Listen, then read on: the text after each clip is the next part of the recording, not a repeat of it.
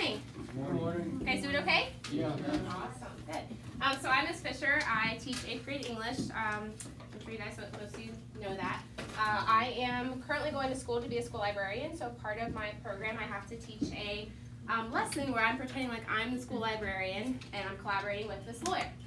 So I'm going to walk you guys through today how to do some research. So if you guys have a question about something and you have to look something up, what do you usually do?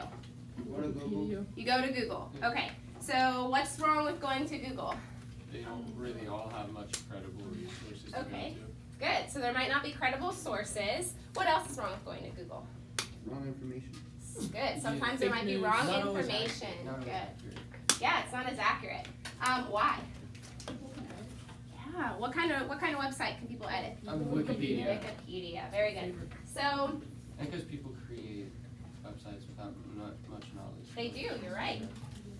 So something that Frederick County pays for us are some databases where you can go to actually get credible resources. So when you need to find information for something, you could access a database and they will give you credible resources. They'll even give you citations. What are citations?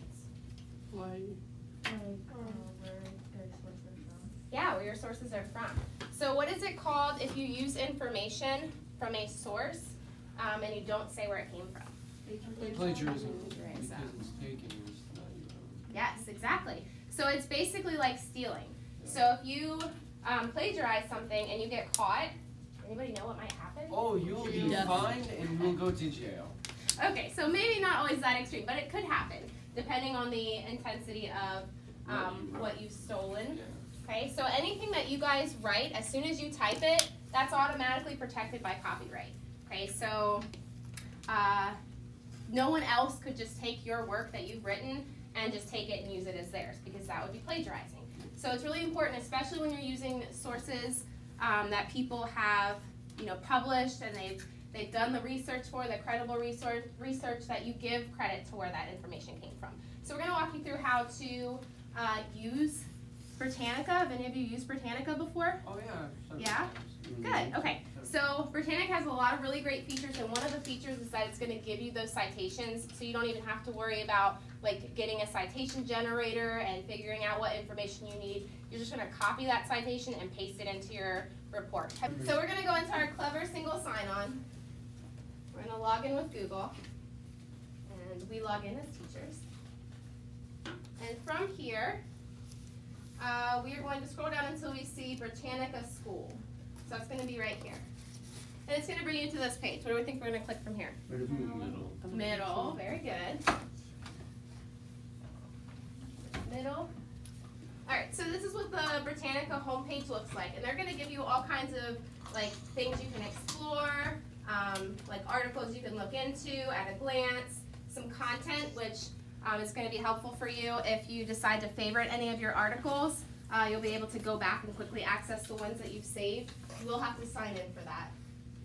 Some videos, all kinds of things that you can just kind of scroll through. We're going to focus on this search button though, and we're just going to do some searching. So you guys are going to be looking for the different political parties. I'm just going to type something random here for our purposes today. So you're going to see it gives me a ton of results. It does give me different reading levels, so if you want something that has super simple, easy to understand vocabulary, you can lower that, or if you want something a little more challenging, you can raise it up to a 3. The default is just a 2, just right in the middle. It's going to give me the option to look for articles, images, videos, and then there's a bunch of other things you can look for too. And you'll see that they give you articles here, some images related to your search. I'm going to click on this first one here. And then this star here is also how you can favorite that if you want to refer back to it later. It is going to prompt you to sign in with Google though when you do that. So all of your Britannica articles are going to show you like a nice pretty background here. You'll scroll down, you'll see a table of contents. So if I knew something specific I was searching for, I could just click on that and it's going to take me right to that section in the article. So I don't have to necessarily go through and skim and read everything there. I can just jump to whatever I needed. What's going to be really helpful for you are these buttons up here. So you can send this if you wanted to send it to your email so you have it later. You can do that. Again, you can favorite it here so you can go back to it later without having to do your search again. You could print it, you could cite it, and this is where you're going to use this button because you guys are going to do some research, write down some of your facts that you find, and then you're gonna have to tell us where you got this information from. And this is the awesome thing about Britannica is you literally just copy this and paste it into your document, and there's your citation. So you've given credit to where your source came from, so you will not be getting in trouble. Ms. Lawyer, I do need to open up. So that's going to be a really important feature for you to pay attention to. Right? It also gives you the option to translate into different languages, and if you want it read to you, you can listen to it. You want And the I slides, believe right? you can select Yes. certain sections, so you can just Because listen to other the things you sections just with wouldn't want to access. You can even increase your font or decrease your font. So these are all of the features of Britannica. And again, your most important button is going to be this cite button here after you get your information. All right, so we already talked about citations and we talked about plagiarism and what that is. So we talked about citations. Have you guys heard of MLA citations? I've heard of it, I just don't know what it is. Okay, so that's a style of citation, and that's what you guys are going to use for giving credit to your sources. And again, Britannica automatically puts in an MLA citation style for you. You'll use that more next year when you guys get into high school. But what we're going to focus on is parenthetical citations. So you're going to make a list. You'll write a paragraph after you do your research. You're going to make a list of all of your citations that you use in that paragraph. So I think you'll have more citations probably from your research, and then whatever information you use in your paragraph that you write, you give credit to that, and that's going to be that citations list. You have to cite at the end of the sentence before you change your sentences, and there's two ways for you to use information from a source. You can either paraphrase or use a direct quote. Have you guys heard the word paraphrase before? Can anyone tell me what that means? No. Switch up the words, but it means the same thing. Exactly, yeah. So you're switching up the words that you take from that information, but it has the same meaning. So those of you who have Miss Sue Guy for English, you know, you reword your thesis statement in your conclusion paragraph just like that, where you're changing up the words, but it has the same meaning. That's what paraphrasing means. And then a direct quote, what do you think that means? A direct quote, like Quoted directly. a thing to Yeah. take it from the book. Exactly. So you'll have to use quotation marks for that. So this is an example. We're not going to read this whole paragraph. This is an example of paraphrasing. Again, it's putting a passage from a source in your own words, has the same meaning but different words than the original source. So if we said this line here, this sentence, my phone can also be used to help translate items into different languages. This one here that we put in parentheses and then we put the period after shows that we got that information from the first source in our citations list. Same thing down here, we have a 3 in parentheses. Kids are more highly motivated to complete schoolwork and are more focused while listening to music. Do you guys agree with that? You like to listen to music? So if we got that information from source 3, we're going to put that in the parentheses, the number 3.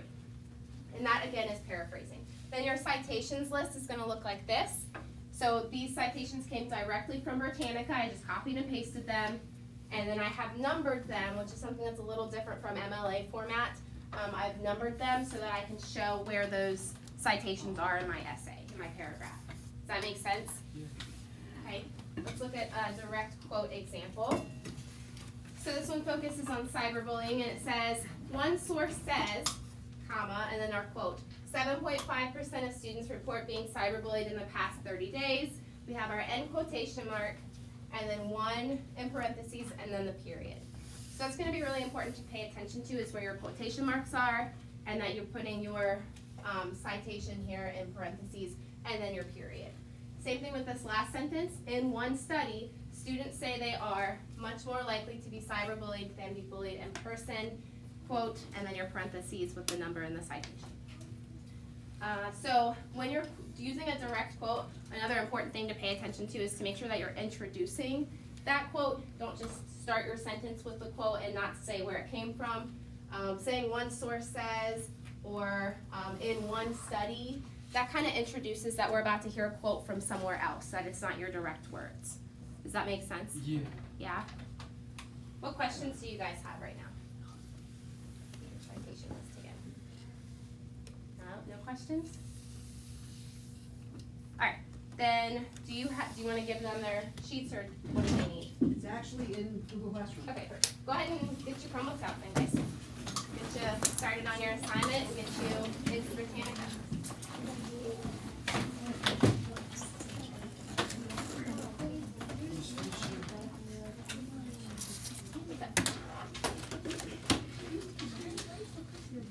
Good to see you. Are you liking that book?